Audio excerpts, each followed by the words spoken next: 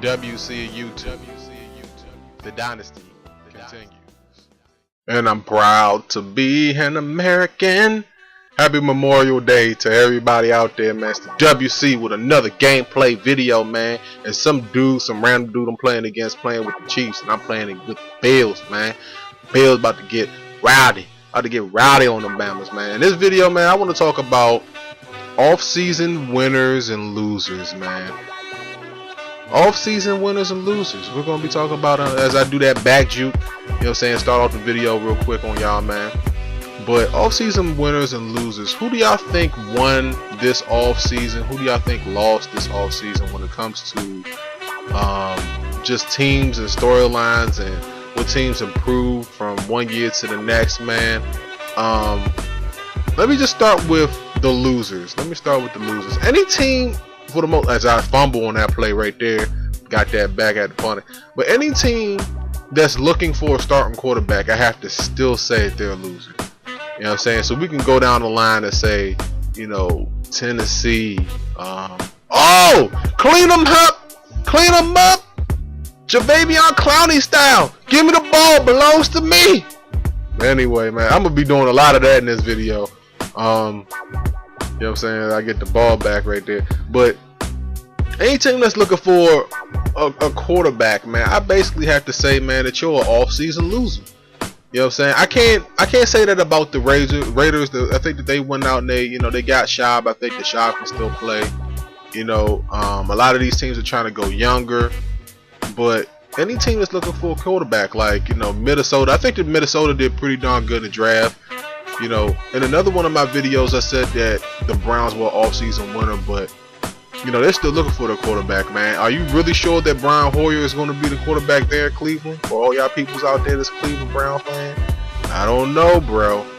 I just don't know.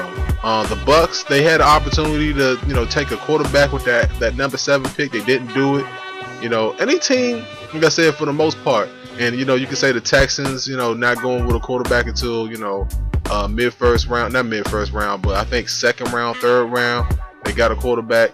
So any team that, you know, really didn't solidify the quarterback position with a, you know, proven veteran, I think that I had to put them in the semi-loser category, because of, you know, the quarterback position is the most important position on the field. You know what I'm saying? For real, when you really look at it. Now let's talk about, you know, off-season winners and why that they're winners. The New York Jets. Now, yeah, I know what you're saying. Alright, I know what you're saying. The New York Jets. Why the New York Jets, WC? Well, they went out and they got Michael Vick, who can still play. Alright, if Michael Vick plays 16 games, alright, for the Jets, if he wins out over Geno Smith, who's another unproven quarterback, if he wins over Geno Smith, I think that the Jets make the playoffs. I think that they go 10-6. I mean, them guys bringing in, you know, Chris Johnson is a really big, I think it's a bigger addition to their team. A bigger addition than most people are giving them credit for, man. It really is. We just had a whole bunch of money under the cap, so, you know, I look at them as an off-season winner. They might not have done too much in the draft, but, you know, when you pick up CJ and Michael Vick, that offense is scary all of a sudden, man. If these guys can return the form of a couple years ago, we're talking about the Jets as a serious threat to the New England Patriots. You know what I'm saying? Who really didn't do too much over the offseason from what I've seen. But if you got Tom Brady, you really don't got to do too much. You know, I don't think that too many people would disagree with that. You know, another offseason acquisition is Maurice Jones-Drew going to Oakland. Now, I think that that's a really good place for Maurice Jones-Drew to go this offseason, man, for, you know, because I really like to see this guy play. I think that he plays the game right. I like his playing style, and, you know, at least he's not punching people out like, you know, Ray Rice punching his wife out, you know what I'm saying, which is something that he should be ashamed of, for real.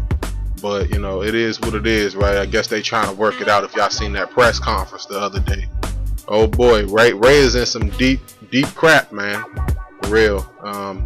But honestly, you know, staying on the Ravens real quick, I like what the Ravens did this offseason. I put them as a winner because you know, them picking up Steve Smith along with Torrey Smith, the Smith brothers, Smith 2.0 is what I'm gonna call them. All y'all B-more fans out there, it's Smith 2.0 from now on. All right, y'all got the Smith twins, Speed Demons. All right, these guys shouldn't be, you know, they shouldn't be caught in the open field at all. But them picking up Steve Smith just adds another weapon to that offense, another dynamic to that offense that they were missing last year. Because I think that Torrey Smith got doubled, he got tripled, and you can see that they were missing Antoine Bolden last year when you watch the Ravens. Look at the young man get loose, get loose, get loose, get loose, get loose, get loose, get loose. Get loose. Screen pass to death, man. Y'all gonna see a whole bunch of screen passes in this game right here. I'm just gonna let you know. But anyway, man, getting back to that, you know, I think that they're an off-season winner.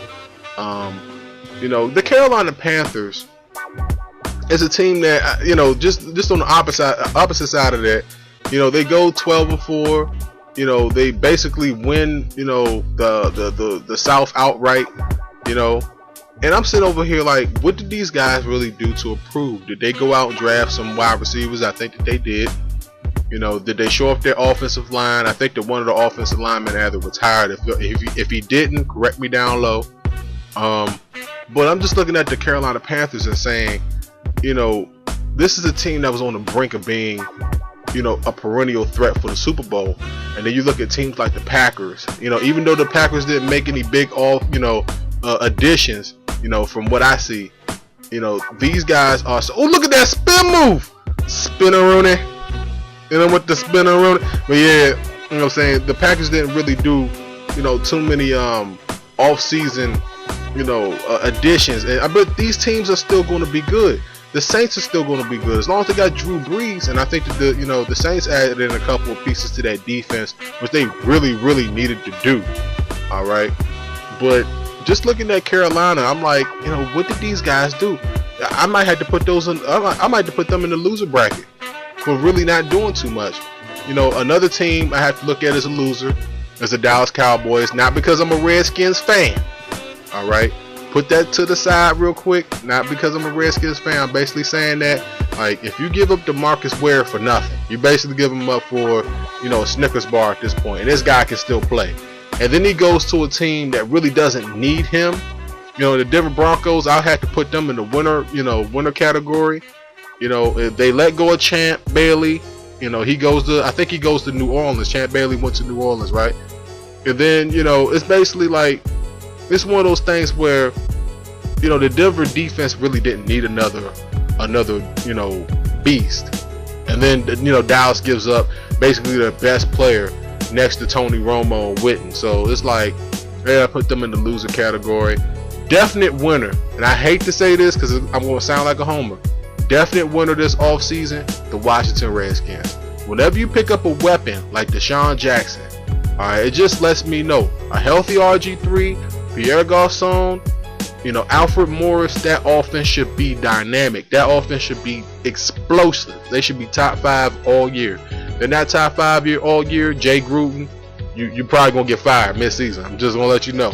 If they're not top 5 offense, you know, you're gonna get fired, bro. I'm sorry. First season, fired. That team has to score points. With all those weapons, they must score points. All-season winner has got to be the Redskins for sure. But the Redskins are proven to be all-season champs and really haven't won anything. Oh my goodness! He broke loose. Look at him run. Run, young man, rumble. I told y'all it was going to happen during this video, man. Had me backed up on the one and everything, man. Whew. But anyway, man, you know, just the Redskins have been off-season champions. I'm like, you know, for anybody that's watched football, you know, winning in the off-season really doesn't mean too much. That's the reason why I say who won in the off-season. Who know who's going? Is it going to translate? Oh, look at that juke move. Oh, juke them out of shoes. But it doesn't always translate into the regular season. And you know, I'm looking at it like, really, you know, just looking at the Skins, I have to put them in there, even though they're my team. And that's probably the worst interception I've probably ever thrown on this game. He's at the 30, the 40, the 50, the 40 again. Oh, then he tried to hit me with my own move. That's all right. He lost this game. I mean, y'all see this is a clear-cut blowout, but know what I'm saying? I mean, this video is more so about, you know, off-season winners and losers, man. Let me know how y'all feel about, you know, the off-season moves down below. You know, who really stuck it to him this offseason, man? Who really did the job this offseason, man, and building their team up? I know y'all gonna come at me with the Browns, but Josh Morgan looked like he's about to be suspended for the entire year. I mean, why talk about Johnny Manziel and the Browns when, you know, their biggest target's probably not going to be on the field the whole year? I mean, really, you know, I think that they're a winner for trying to add to that deep. Look at, man, that juke move should be illegal. But anyway, I think that they have done a good job. The screenplay is just so unstoppable in this game when you run it the right way. I mean, it's disgusting. It's ugh.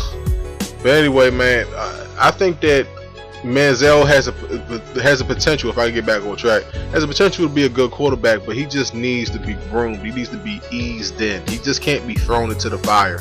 All right, you know, Brady wasn't thrown into the fire. Manning kind of was thrown into the fire, but he was the #1 friggin' pick. I mean, you know, for real, Manziel wasn't the #1 pick. He was mid-first round pick. You know, look, I'll keep saying this. Tim Tebow. When you say Johnny Manziel, I say Tim Tebow. I just don't care. I don't care. All right, you can see it on my face. I wish I could see my face right now. I don't care. All right. But let me know if I left out a team. Let me know how y'all feel about, you know, other teams down below. Look at Pittsburgh. Pittsburgh really didn't do too much. You know, I think that they picked up maybe another running back. I'm looking at Cincinnati. Cincinnati basically coming in with the new offensive coordinator now that Jay Gruden is the head coach of Washington. How's that offense going to translate with Hugh Jackson? You know, just other teams, man. Will Jason Garrett get fired mid-season by Jerry Jones? I mean, you know, off-season champs, man. Off-season winners and losers. How do you feel, man?